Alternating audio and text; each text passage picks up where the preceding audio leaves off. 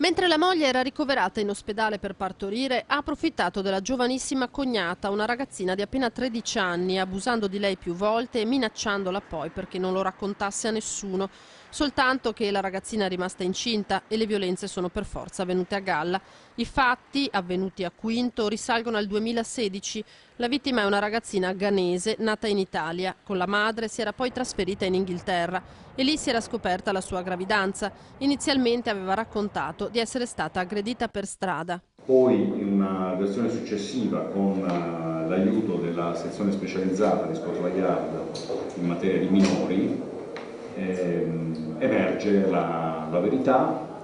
Così Scotland Yard, attraverso la magistratura inglese, fa riferimento a noi e alla magistratura italiana per arrivare alla cattura dell'uomo. Fondamentale la collaborazione tra la polizia trevigiana e Scotland Yard e il coordinamento tra le due procure. L'uomo, un operaio ghanese di 27 anni, incensurato, è finito ai domiciliari, anche se ad oggi è sottoposto solo all'obbligo di firma.